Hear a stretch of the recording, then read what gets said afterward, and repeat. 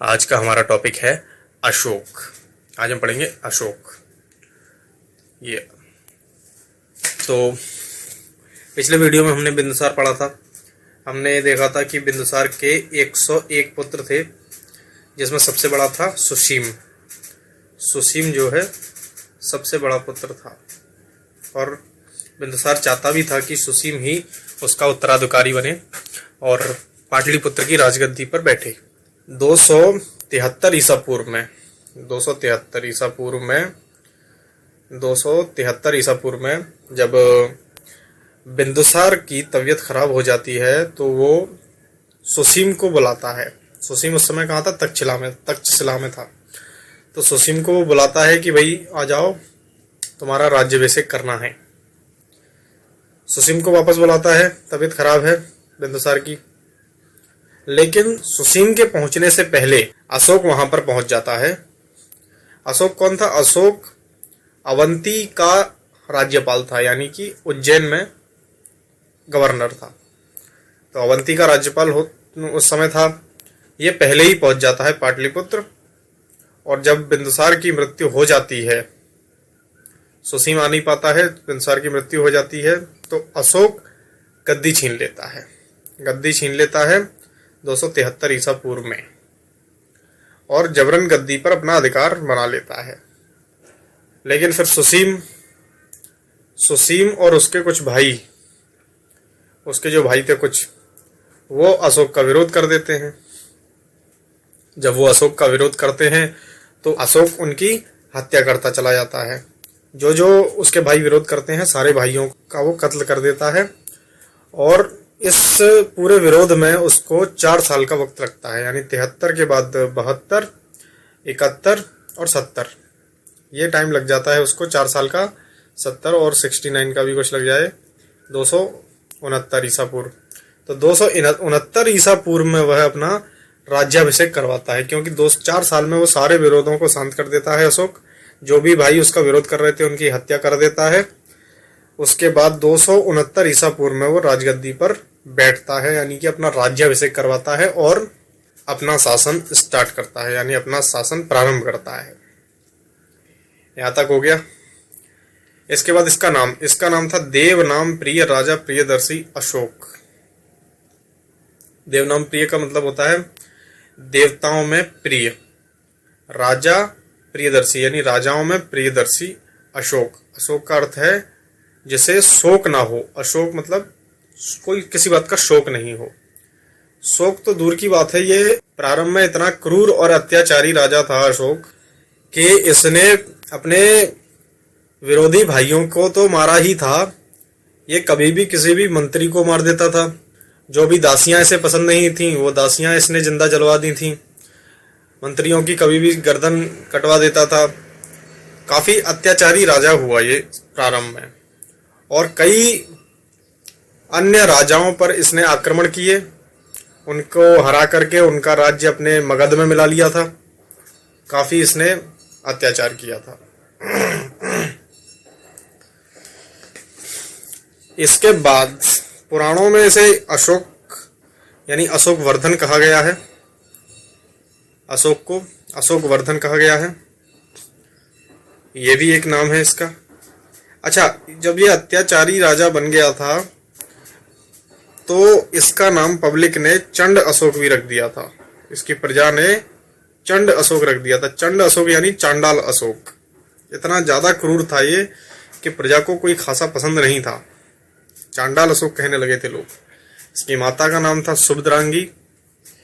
ये भी पूछा जा सकता है, तो याद रखना आपकी माता का नाम क्या था? सुभद्रांगी। ये मगध का साम्राज्य फैलाने के चक्कर में इसने काफी सारे राजाओं को मारा और उनका सिंहासन हड़प लिया। ये तो सारे राजाओं का था, लेकिन कलिंग एक ऐसा राज्य था जिसे ना तो चंद्रगुप्त मौर्य जीत पाया था, ना बिंदुसार जीत पाया था। अशोक का नंबर था इसे जीतने का। तो अशोक ने अपने राज्याभिषेक के 8 साल बाद 261 ईसा पूर्व में आक्रमण कर दिया कलिंग पर और कलिंग के राजा को मार दिया और कलिंग की राजधानी तोसली पर अपना अधिकार कर लिया। यहाँ से माना जाता है कि इसने इतना सारा कोहराम मचाया, इतने लोगों को मारा, इतने ज़्यादा तादाद में लोग मारे गए कि यहाँ से अशोक का मन हृदय परिवर्तन हो गया। और इस युद्ध के बाद, ये उसका अंतिम युद्ध रहा कलिंग का। इस युद्ध के बाद उसने कभी युद्ध न करने की प्रतिज्ञा ले ली और बौद्ध धर्म के पालन में ये चला गया, ऐसा माना जाता है। पिलनी एक दार्शनिक था जिसके अनुसार मिस्र के राजा फिलाडेल्फस ने डियानीसियस नाम का राजदूत पाटलिपुत्र भेजा। तो ये पूछा जाएगा कि अशोक के दरबार में कौन सा जो राजदूत था, तो वो था डियानीसियस। चंद्रगुप्त मौर्य के यहाँ पे कौन सा था? मेगास्थनीज था। बिंदुसार के यहाँ पर डाइमेकस आया था और डियानीसियस आया था अशोक के दरबार में। तो ये आपको याद रखना है। ये मिस्र के राजा फिलाडेल्फस ने भेजा था राजदूत, जो कि पाटलिपुत्र में रहने आया था। इसके बाद जब कलिंग का युद्ध हो गया था, उसका हृदय परिवर्तन हो गया और उसने सिर्फ दया और प्रजा हित का प्रण ले लिया था, यानी युद्ध न लड़ने का प्रण ले लिया था।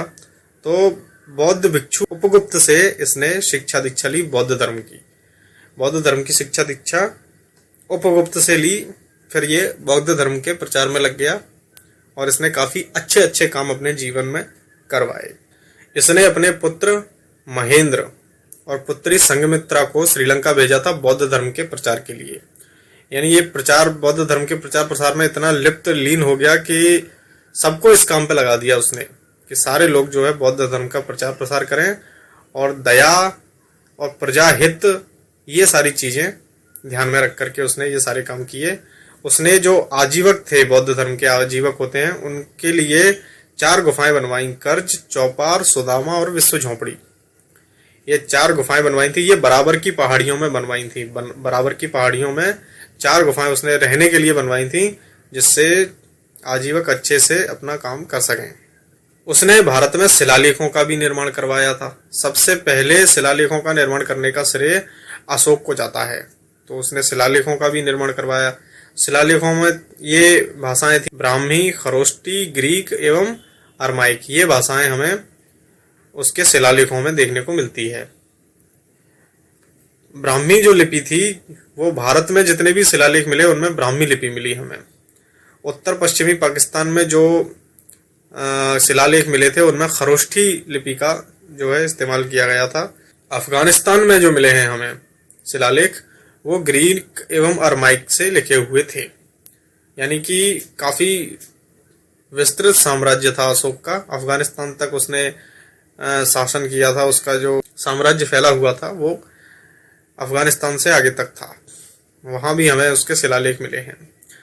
अशोक के अभिलेखों के बारे में थोड़ा सा जान लेते हैं कि उसने किस किस तरीके के अभिलेख लिखवाए थे। उसने अभिलेखों में शिलालेख लिखवाए थे, स्तंभ लेख लिखवाए थे और गुहा लेख लिखवाए थे। शिलालेख जो बड़े से पत्थर पर या किसी चट्टान पर खोद करके लिखे जाते थे, वो शिलालेख कहलाते थे। स्तंभ लेख, स्तंभ बनाया जाता था, कोई भी एक स्तंभ बना दिया जाता था बढ़िया सा, उस पर कोई मूर्ति बना दी जाती थी। एक अशोक, जैसे अशोक स्तंभ है, उस पर शेर की मूर्ति छपी हुई है। तो इसी प्रकार से गुहालेख होता है। गुहालेख यानी कि जो गुफाओं के अंदर चट्टानों पर लिखा रहता था, वो गुहालेख कहलाता था। तो ये तीनों अशोक ने लिखवाए थे, जो अभी तक हमें मिल रहे हैं। इसी से हमें प्रमाण मिले हैं अशोक के। अशोक का नाम हमें कहाँ से मिला है? अशोक का नाम मिला है मास्की तथा गुर्जरा अभिलेख से। मास्की तथा गुर्जरा अभिलेख में अशोक नाम का जिक्र हुआ है। इससे हमें पता चलता है कि ये अशोक था। इसके बाद शिलालेख के बारे में देखा जाए तो शिलालेख जो है 14 थे, टोटल संख्या उनकी 14 है। शिलालेखों के लिए मैं अलग से एक वीडियो बनाऊंगा जिसमें शिलालेख और स्तंभ लेख दोनों का विस्तृत वीडियो रहेगा, उसमें सारी जानकारी रहेगी। इसमें सिर्फ मैं बता देता हूं क्योंकि ये भी क्वेश्चन पूछा जा सकता है कि संख्या कितनी है, अशोक के शिलालेखों की संख्या कितनी है। तो 14 है।